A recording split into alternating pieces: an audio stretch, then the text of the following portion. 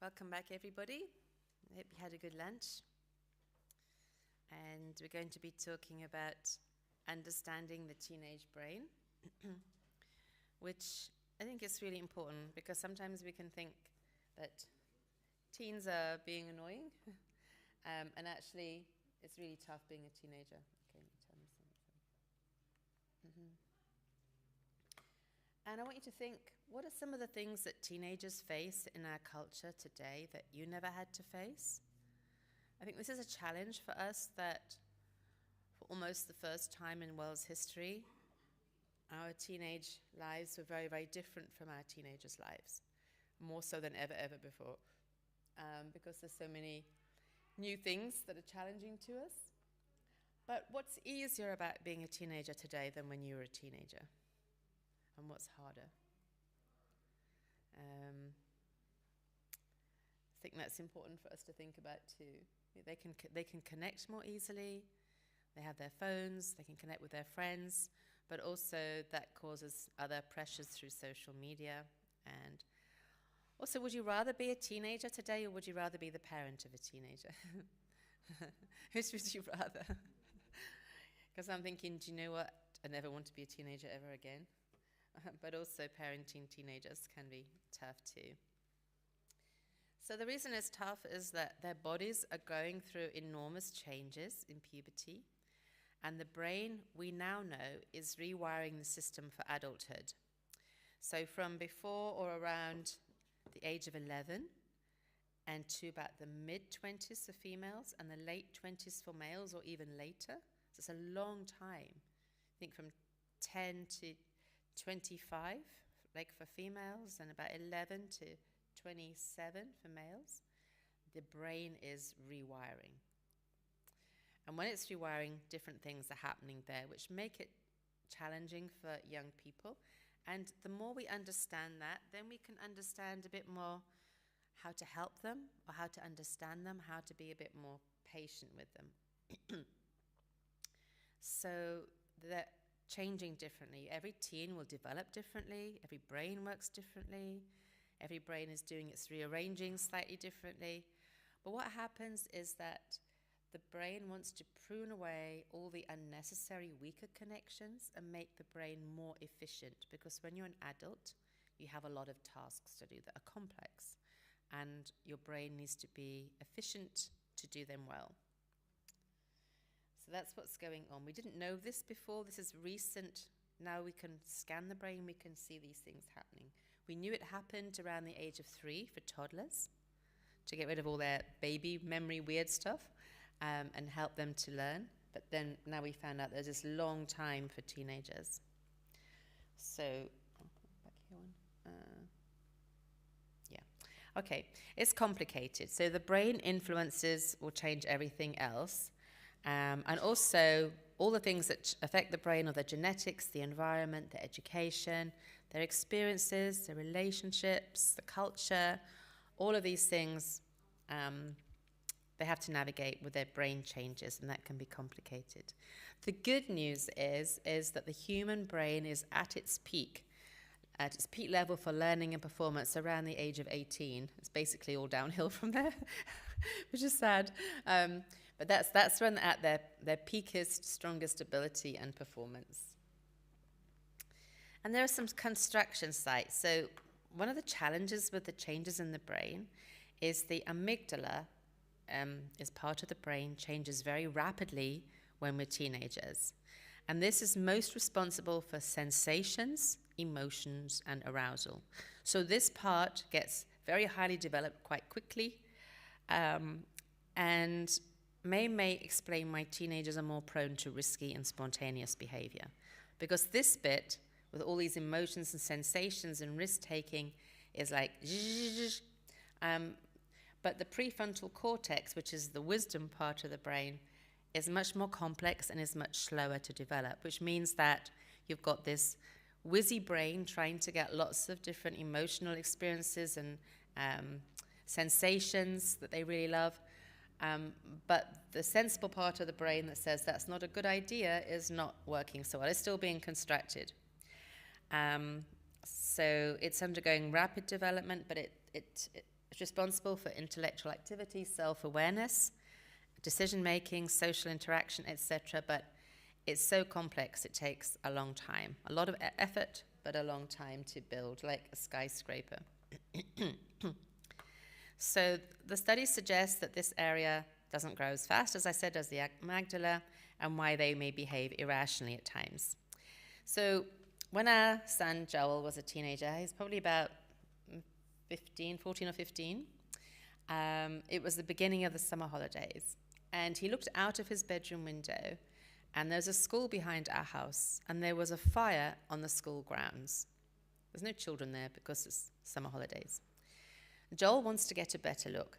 So he goes outside and he drags the picnic table up to the wall, the garage wall, and he uses it to climb onto the flat roof of the garage so he can have a good look at the fire. And he's up there watching the fire engines, it's all very interesting. And then it's over and he wants to come down.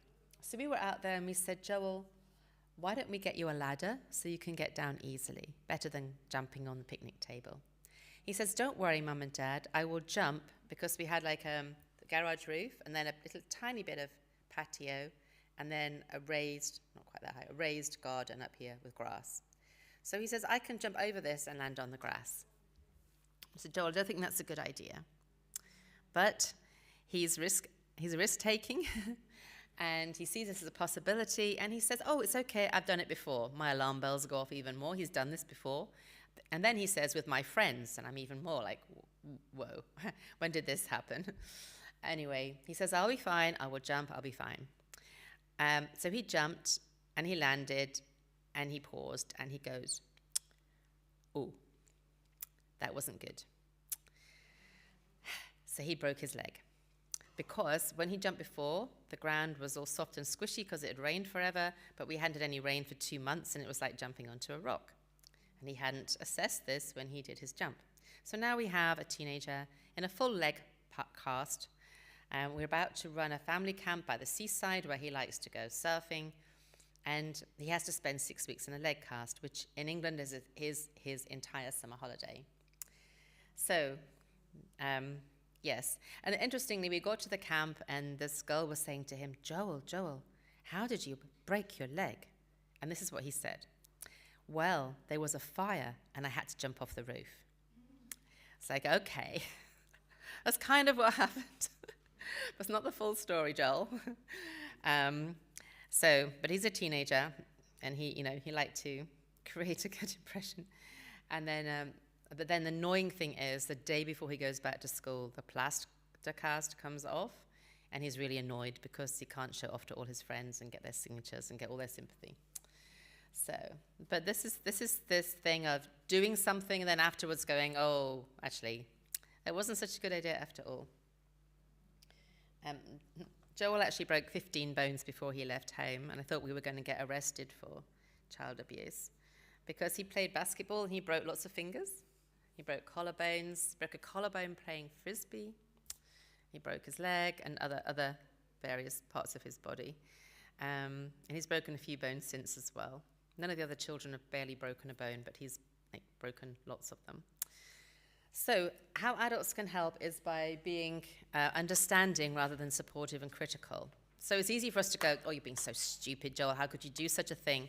But if we understand how their brain is working, they actually cannot make that connection for themselves, and we need to help them as adults to assess the risks around them. We need to give them some space to develop, to make some of their own mistakes as long as they don't hurt each other too much. We need to intervene if it's too dangerous. And remember that every teenager has lots of different things affecting their behavior. So Joel is extrovert, spontaneous anyway, so that's going to be more likely that he's going to do something a bit risky to start with. But the more strong connections a teenager has with the family, the school, the community, mentors, role models, pathfinder leader, youth leader, pastor, the more good links they have with other people, that helps to keep them steady. So encourage your teenagers to have good relationships with people who are good role models for them at school, at home, in the family, and in the church, because that helps them. So conflict escalates with teenagers if they experience criticism. They're very sensitive to criticism. If they experience a lack of support, it's much harder for them to handle their brains well. And stress, anxiety, and fear stimulate the stress hormones, and they're very much more quickly come to be verbally aggressive, to shout, to hurt other people's feelings, and even become violent. Because they also find it really hard to empathize when they're teenagers. That bit of their brain is disconnected as well. So they find it hard to empathize with us. Then we might think, where did that nice child go? Why are they so mean to me now? But it means that the empathy is also a challenge for them. And when they get triggered into stress, then they can easily escalate into conflict. So, and we need to be thoughtful, unselfish, empathic, and caring. How do we lower their stress when they're feeling stressed so that they can manage their emotions and at least try to make wiser decisions? And you've seen this before, this distress cycle. So when a teenager has a hard time, doesn't feel that we care for them, even if we do, if they perceive we don't care in some way, we don't agree to everything they want to do, we give them some limitations, set some boundaries, sometimes that's what triggers it. They will experience stress, they can't really listen to us or empathize or be nice to us, it's harder for them.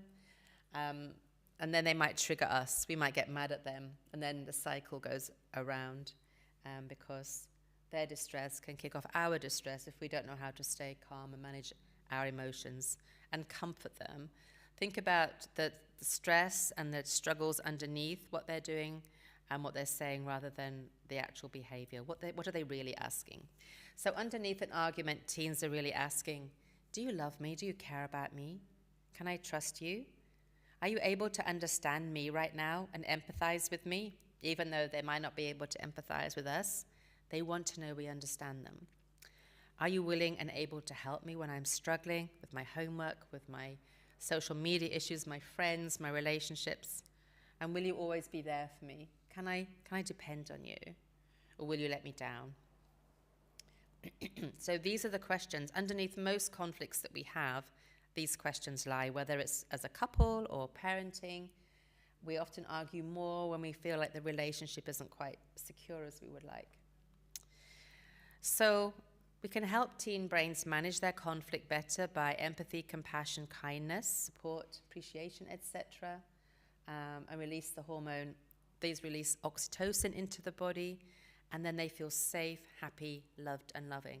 So we need to think, are we going to respond in a way that will escalate their distress and make it harder for them and for us? Or are we going to find ways to be calming parents? Sounds like you had a bad day. That's rough. What can I do to help? And that sort of thing. So those comments help them. Because when teens feel cared for, they can actually connect better with the thoughtful part of their brain, even if it's still a bit disrupted. So loving care, kindness helps them to make better and wiser decisions, to be more humble, kind, creative, etc. So the more we can care for them and show every day that we love them in some way, they really need that. They might act like they don't, but they really strongly need to know that we love them and we're there for them. It's one of the most important things. So when we help them to feel cared for, then they have the lovely warm hormones in their body. They're more able to listen to us, to be obedient, to keep boundaries, to show us compassion and help us. And then we can help them better too. So assess where you are and they are and help them to go more towards calming. When you speak calmly and softly, when you're patient, when you're understanding, when you say, hey, let me make you a cup of hot chocolate or whatever it is you like. Let's go for a walk. Then they will calm down. If you say, let's go for a walk, and you drop your voice at the end, they calm down with the lowness of your voice. If your voice goes up because you're cross and you're then their emotions will go higher and more out of control. So risky behavior. Teenagers are trainee adults. They're still working on it. It takes a while to get them to be adults. They often have a low self-esteem. They struggle with social media, being bullied and teased by friends, a feeling of not good enough, disconnection. from parents, peer pressure, maybe lack of future goals. In some societies, there's not maybe so much work, or COVID has messed up their perspective. And challenges at school and home can all increase the incidence of risk-taking behavior. The safer they feel, the more secure in relationships, usually the less risk-taking they will make. But some are going to be, like Joel, he's naturally a risk taker anyway. Some children are. But risky behaviors might not be all that you think. They're not just jumping off the roof when there's a fire. They can be leaving their homework to the last minute, not studying for exams, etc. Maybe they get involved with self-harm, which is really troubling for adults, parents. Maybe they start to experiment with drugs, sex, alcohol, and smoking, and that deeply troubles us as Adventists.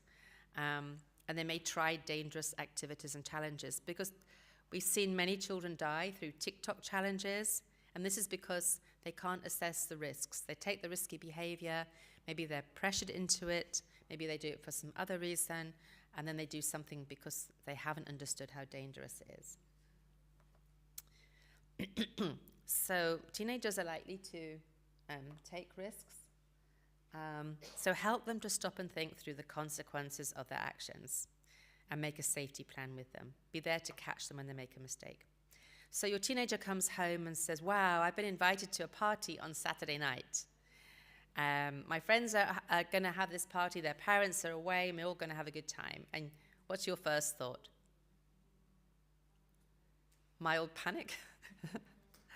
You think, oh, no, party, no adults, loads of teenagers. It's not going to go well. So you can say, of course you're not going to go to a party like that. There's going to be drugs and drinks and all sorts of things going on there that are going to corrupt you. You can't go to something like that. They will get very cross with you. They will storm out, slam the door, maybe not speak to you for a week. But you can do it differently. You can say, wow, I'm so pleased. That's amazing. Start with something that connects with what they want, which is going to the party. How amazing it is that you get an invitation like this. That sounds really lovely. And parties can be really good fun. But before we stop and think about going to the party, let's think about, we want the party to be the best experience for you. So let's think about what the risks are so that we can make sure that you don't experience the challenges of risks. So what might be the challenges? Maybe there's alcohol. What will you do? Role play. Be careful because they may not understand drinks can be spiked and be dangerous. Drugs can be given to them without their knowledge. All sorts of things can happen. And so help them to know how to keep themselves safe. And say to them, you can go to this party, keep yourself safe. You need to come home by this time. We will come and get you. If you're uncomfortable with what's happening there or you don't feel safe, we will come and get you immediately. So make an escape plan with them and be there to catch them when they make mistakes. Be there to pick up the pieces. Rather than say, no, you can't go, say, let's see how we can go in the safest possible way. And that can be, you might not want them to go, but help them to think about it and process it for themselves. And sometimes if we say no too much, they will go and find secret ways to go to parties, escape from their bedrooms in the night. There'll be places you don't know where they are, and things could be even more dangerous. So make sure if they do go, you've got a good, strong safety plan and you've worked with them. And say, I want this because I want you to have a positive experience, not a dangerous or hurtful or traumatic experience. I care about you is the main thing. So the protective factors are warm, open relationships, as I mentioned, people who will help them when they get into difficulties, not jump on them and blame them and tell them they were so stupid, but just be there to help them pick up the pieces when they will make inevitable mistakes. So that's what they need. That loving acceptance that we talked about yesterday helps them get through this time. It's really difficult because as parents, it spikes our anxiety for risk, and we have to think how are we going to manage that together. So it's not easy, and we need to think carefully. By the way, there's a very good website for anyone who's got teenagers, and it's axis.org, A-X-I-S, and axis is a point that things turn around, axis.org. Very simple. It's a Christian website, interdenominational, and it has 60 discussion guides for teenagers, for parents and teenagers together, or to help parents understand teen culture and what to do, how to respond to it, because they will say words we don't understand and talk about things that are strange to us, but it helps you. You get a newsletter every week telling you the latest buzzwords for teenagers, the latest trends, so that you are aware of them and know how to respond. So they have more than 60 discussion guides on everything you could think of that you might need to talk through with your teenager. And they are brilliant because they are full of current research on the dangers, the reality of issues. So you're not making it up. It's the best research and the best biblical support to help with the issue as well. So it's really good. And they also have video discussion starters and video training how to talk to your teenager as well, because that can be tricky. So it's a really, really powerfully good website. AXIS. Yes, AXIS.org.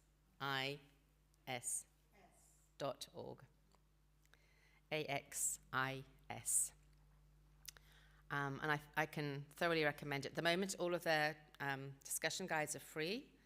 They used to be by subscription, but an organization in America is sponsoring them so they can make them all free to everybody. But I don't know how long that will last, so get them while you can. I wish we had this on an Adventist website. We don't, but this is the next best thing, and it's pretty good. Everything from self-harm. There's even one on Sabbath, on keeping Sabbath, even though they're not Adventists. I don't know whether Adventists wrote it. They may be involved in the development. How to deal with their doubt, their spiritual doubt, dating, drugs, so many things, dealing with school shootings, etc. Because it's American. So they're full of hormones, though. All these hormones are coursing through their bodies, as well as their brain being rewired, as well as lots of stress, anxiety, exams, social issues with their friends, and they can feel really overwhelmed. It's an awful lot for them to manage. We need to recognize they are carrying complex and heavy burdens that we didn't have as teens, and it was bad enough for me 40 years ago or so, I don't envy them. So high levels of stress hormone in the body can affect the development of the brain. So if they have too much stress, we now know it's going to have an effect on their brain and can cause some harm, especially when the rapid phase of adolescence. So help them to lower their stress and anxiety, to learn some things to help them chill out, whatever that is. So going for a walk in the woods, doing some sport in the gym, playing games with you, things that make them laugh. The positive emotional experiences we talked about yesterday in balancing emotions help them to manage their stress. And just knowing that you're there for them, having a good relationship with them is one of the best things you can do as a parent to lower their stress. Because if they sense there's anything not happy in their relationship with you, their stress will escalate because you're their security. So adults can help by being calming presence, which is hard when they're all over the place. And we may also be experiencing our own hormonal turmoil. So teenagers can be illogical, irrational, inconsistent, unpredictable, and really frustrating. And we need to help them manage their mood swings. They can't do that. They're going to happen anyway. The mood will go this way and that way. But when we can stay calm, empathic, caring, know what they need when they're stressed, know how to calm them down at the end of a difficult day, to be there for them to talk to about their troubles, we can do an enormous amount of good for them. So teenagers release sleep hormone melatonin about 2 hours later than children and adults, which is why they stay up late and why they're so sleepy in the morning. They cannot help it. They're not being lazy. They're not being like irresponsible, staying up late and then sleeping late. It's how their body is working at this moment. We know this now. We probably should ship all our teenagers two time zones away so that they can live in a proper time zone, but that actually still wouldn't work because no one knows why. It doesn't make much sense to us, but this is what happens. And we need to help them get enough sleep and let them sleep in on a Sunday. Don't think they're lazy if they sleep till lunchtime on Sunday. So you've got to get up and do your homework and do this. Their brain needs that sleep to help it develop well, to help it function healthily. So understand your teen's sleep patterns, encourage a calming, regular nighttime routine, putting phones away, devices, winding down, relaxing, reading rather than being on screens, and find out what helps them to get to sleep well. And it might mean you talk to them and chat to them a bit, or they listen to some nice music as they sleep, or find out what helps, because it's enormous. They need that. We talked about this before a couple of times in these seminars, but as these might be standalone videos. So what love looks like for a teenager, the list under love, we comfort them when they've had a bad day or stress or disappointment. We accept them when they mess up, no matter how bad. If you struggle with that, think of the story of the prodigal son and learn from God. We show them affection in whatever way they like. Appreciation. Sometimes they just need a pat on the back. They just need to know we love them and we're there for them. They love appreciation. The more we can say thank you to them, the happier they will be, and that will help them manage their stress. They need attention. They one-to-one time with you, so they can talk about the things that are bothering them. I talked to one parent, and she needed to have a difficult conversation with a teenager about something that had happened. So they went in a car on like a 500-kilometer trip one day.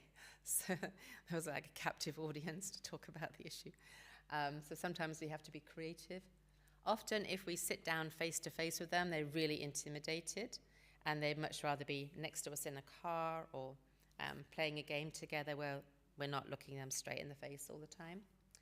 They need to see our respect. Don't shame them if they make a mistake. Don't put them down. Treat them with respect, and encourage them, help them to feel safe in the vulnerable world. Let them know how much you value them, even when they're messy, and support them. We also have to think sometimes, is this worth an issue? So when they do something, maybe they have their ears pierced, maybe they try something that you wouldn't recommend, think about they are more important than what they've done, than their pierced ears or their makeup or their short skirt or whatever else it is. They need to know that you will love them no matter what they do. Sometimes they're testing how much do we really love. And it can be quite complicated. So as a pastoral family, we said to our daughter, she wanted her ears pierced when she was 10, and we said, we want you to wait till you're 16. This is a big decision that has implications. At least wait till you're 16. So the minute she was 16, she went out and got her ears pierced. And we had to think how to respond to this. So my husband struggled more than I did, because he's the pastor, and what is everyone going to think?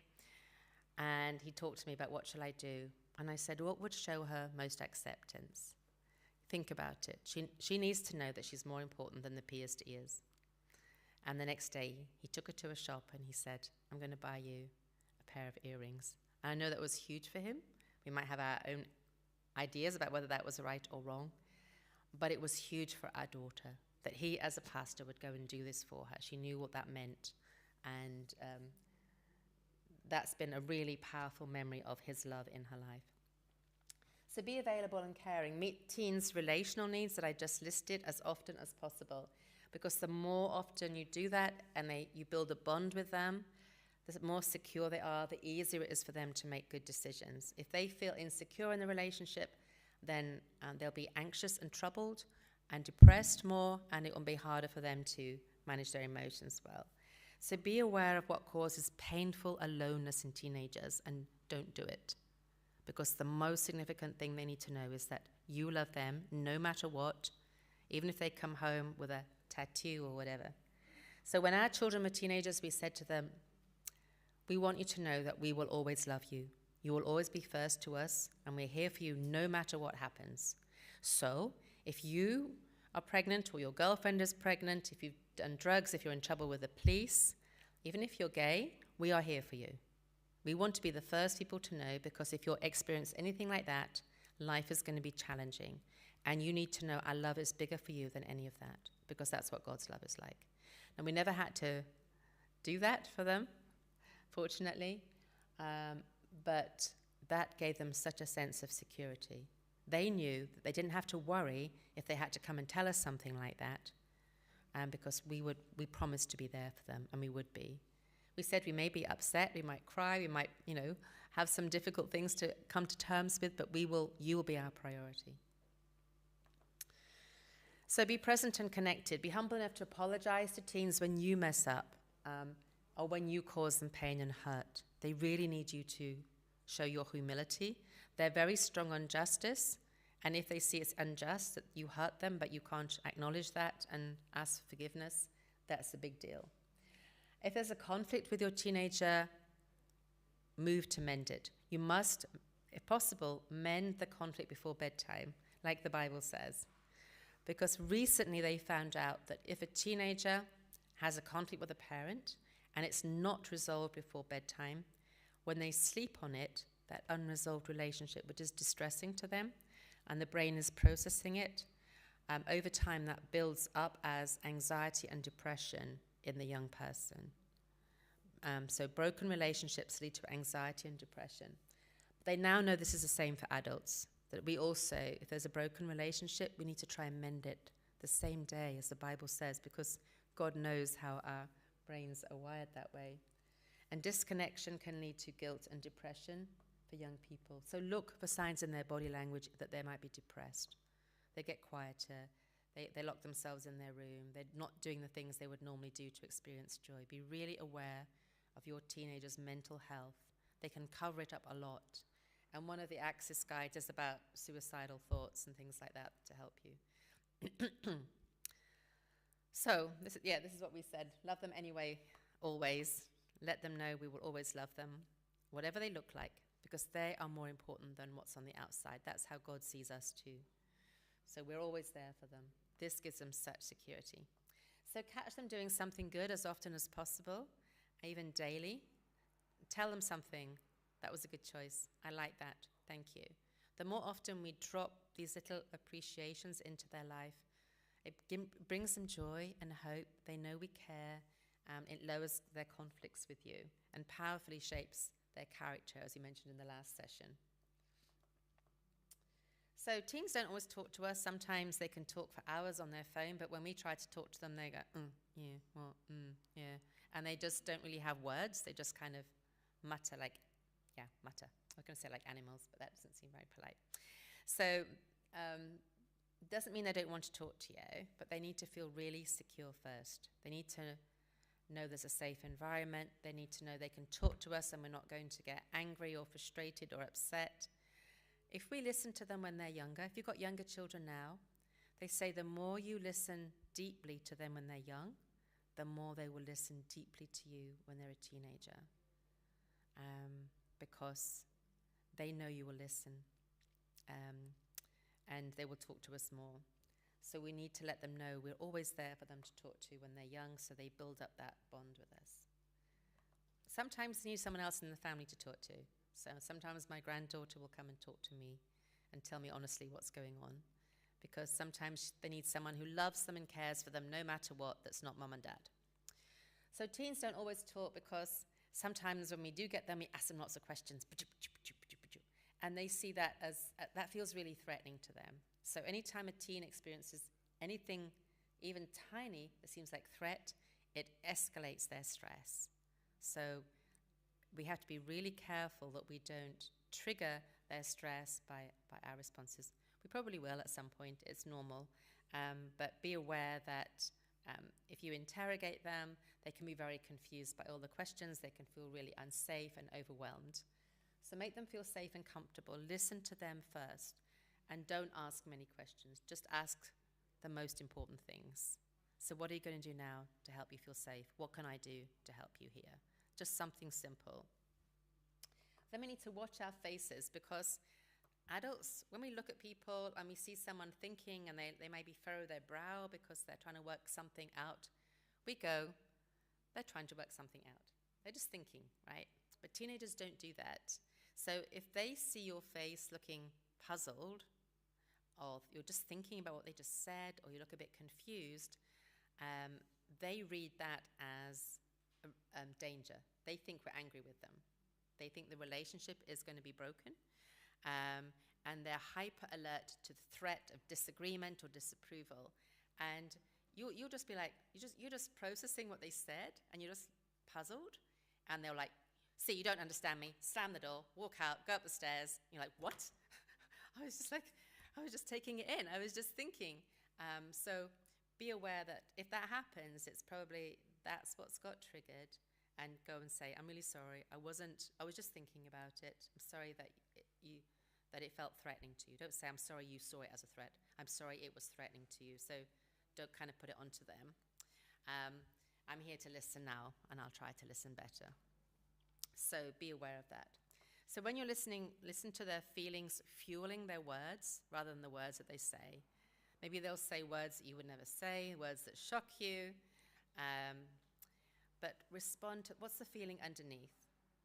Listen to the feeling, listen for the relational need underneath what they're saying rather than the way that they're expressing it.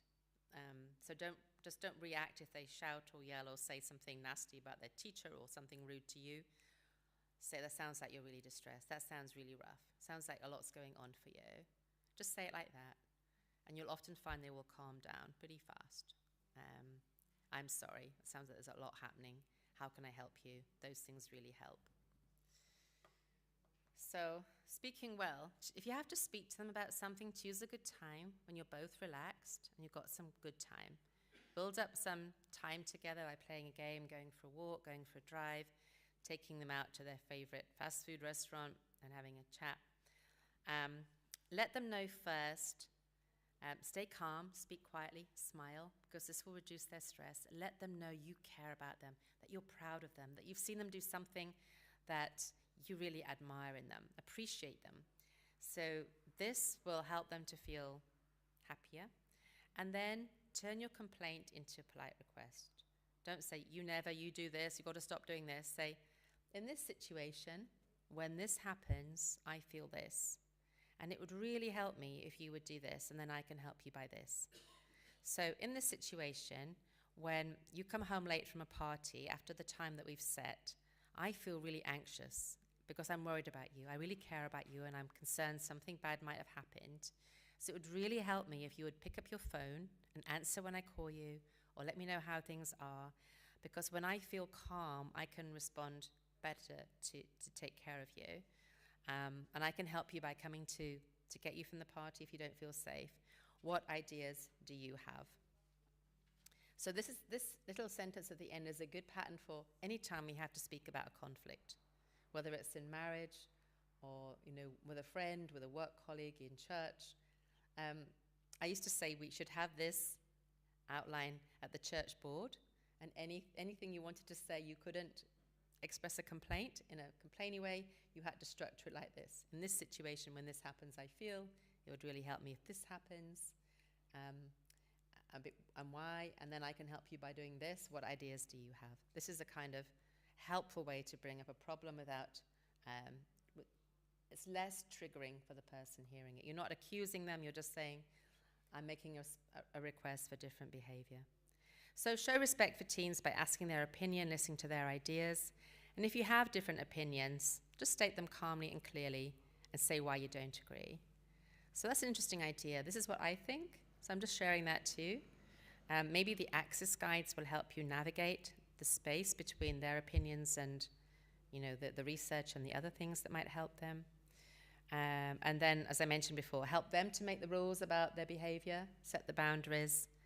And we'd say to them too, if you were the parent and we were the teenagers, what rules would you make for us? And those are the rules that we can have.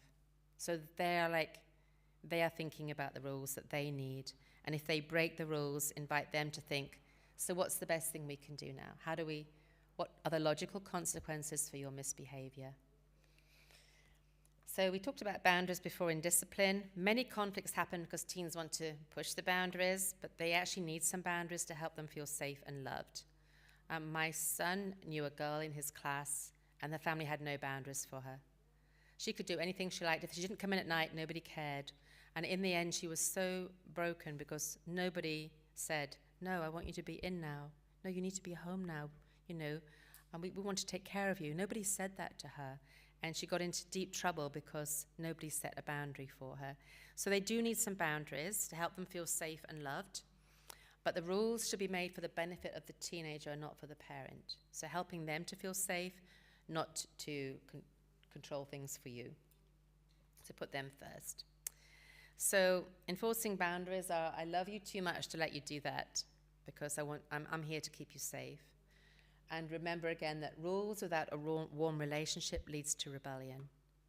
We need to know we're really, really, really loved before we want to learn about someone's rules and follow them.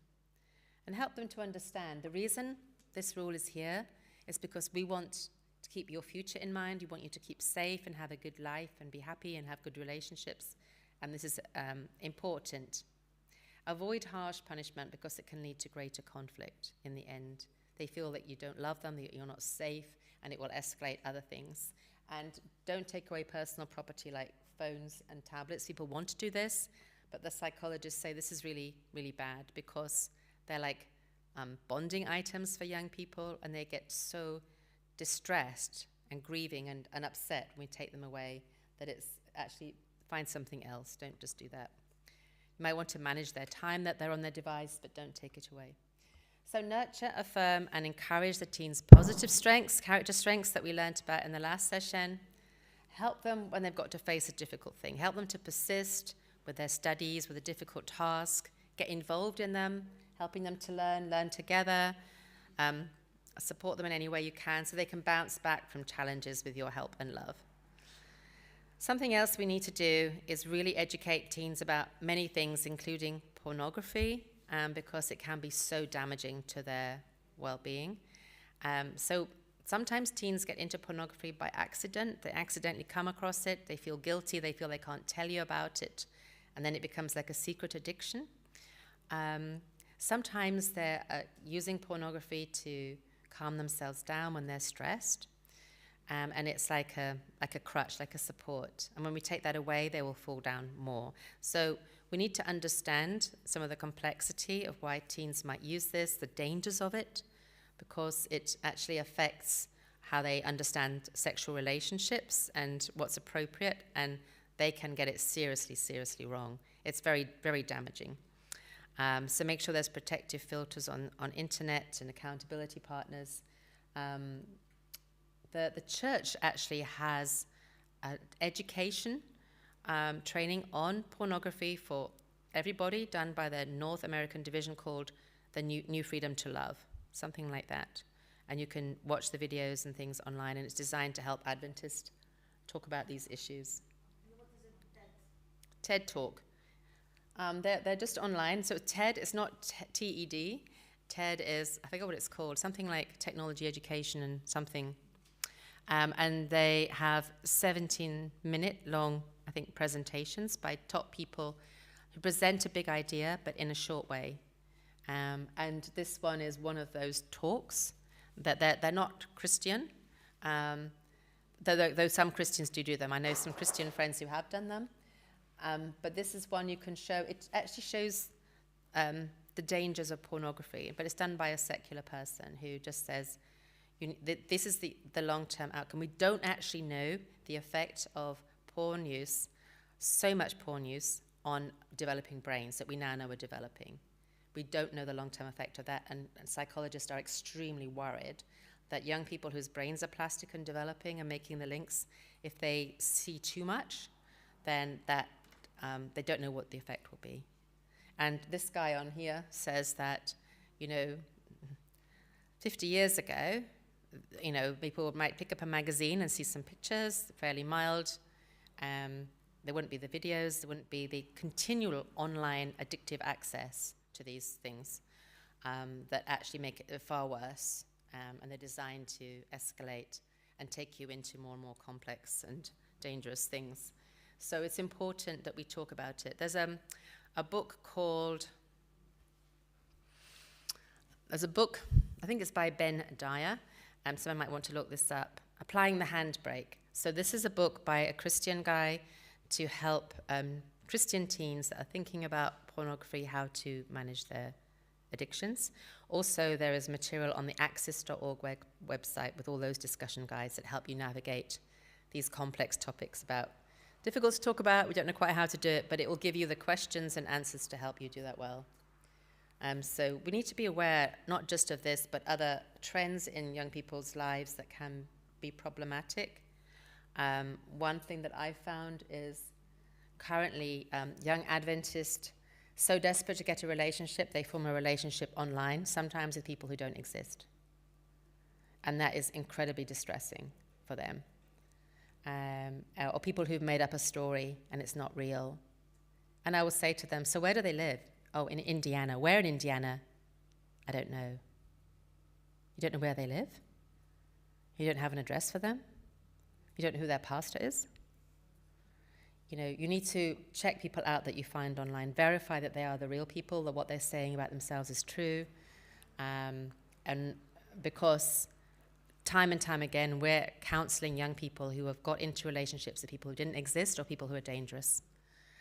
So just because they're Adventist or they're on a Christian website doesn't mean they're safe. And we need to educate them more into choosing healthy relationships.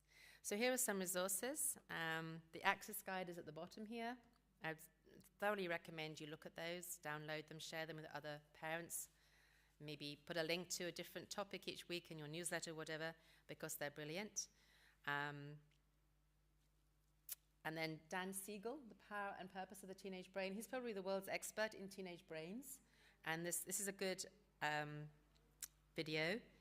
He does many on the power and purpose of the teenage brain, but look for one that's about 2 hours long. And he's brilliant. He's very entertaining. And he uses teenagers to help him understand their brains. And it's excellent because when we understand what's going on, we can support them so much better. And we don't just think they're being crazy, mean, stupid, whatever, over-emotional. We understand what they're struggling with, and we can come alongside and help them compassionately. The Scottish Conflict Resolution, I used to work for Scottish Conflict Resolution, and their whole goal is to reduce conflicts between teenagers and parents because in Scotland, 5,000 young people a year become homeless because of arguments with their parents. Usually there's one of the parents is not their birth parent when they have these conflicts, and that can escalate things. So there's a really good website there about conflict in teenagers, and I've actually written some things that are on their blogs there, and they have really fun materials to help teenagers navigate their feelings, their emotions, their conflicts, etc. So those are just some resources for you. And it's hugely challenging. I think parents of teens need to get together, pray, support one another, be there for each other's teens to talk and listen, organize times for your teenagers with really caring adults that they do fun things together so they get to know other adults who care for them and they can talk to, because it's a really vulnerable time and we're here to love them through it. The good news is that most teens come out the other end alive and fairly unscathed, but it's a bit of a journey in the meantime at times. So we had a time with our son when we were at a marriage retreat, and on the Saturday afternoon, it was in the winter, he called us up and said, I want to have some friends around tonight. And I'm like, oh no, this doesn't feel safe, that we're not there, and I know what happens, one friend invites another and it escalates and you get lots of friends. And he said, Mum, I really want to have them. I said, do you know the risks? We need to look at the risks, Joel. And I talked through some of the risks. He says, I'll be fine, Mum. They'll be okay. And I said, look, Joel, this is the bottom line. When I come home tomorrow at 3 o'clock in the afternoon, this house must look like I left it. Okay? That's the agreement. He says, yes. We got home the next day. The house, more or less like we left it. A few weird things torn up. I did find, I'm being totally honest here, an empty vodka bottle under my bed. And I'm like, how did that get there? So he was a very tired teenager, quite sober. And I decided I wasn't going to look in the bin. I wasn't going to ask him what happened. He didn't have to tell me anything. I just said, Joel, thank you for leaving the house the way we found it. And the next day he said, I'm going to school today, and I am going to get a whole new set of friends because the way they behaved in my house, they showed such disrespect to me, to my home. I never want to be friends with them again. And he went back to school and got a whole new set of good friends. And it's like, wow, we took a risk. That could have gone horribly wrong. And I was praying a lot. But for him, it was a turning point because he saw the real character of his friends and he said, that's not who I want to be. It's not who I want to be with. I'm going to change. So although it was risky, it had a good outcome. And we didn't have to shame him or interrogate him. He'd learned his lesson, and that was the most important thing. So we could let that go. He didn't have to be embarrassed. So sometimes we have to take huge risks, pray, and just be there to love them and pick up the pieces. Let's pray. Father God, we thank you for loving us through all our ups and downs, all our crazy times, our mixed emotions, our challenges, the risky behaviors we take, even as adults. Thank you that you care for and love our teenagers even more than we do, and you long to help them get through this difficult time and come out the other side as wise, caring adults. Help us to support them on that journey. Help us to come to you when we don't know what to do or what to say or how to go on, when we feel exhausted and depleted and broken. Thank you that you understand that and that we can come to you and you will lift us up and give us wisdom and love to walk alongside our teenagers again. So bless each person here, whoever they are parenting, wherever they are here. May they be uplifted and encouraged, and may we together make this church a safe and loving place for every child and teenager and every adult, we pray. In Jesus' name, amen.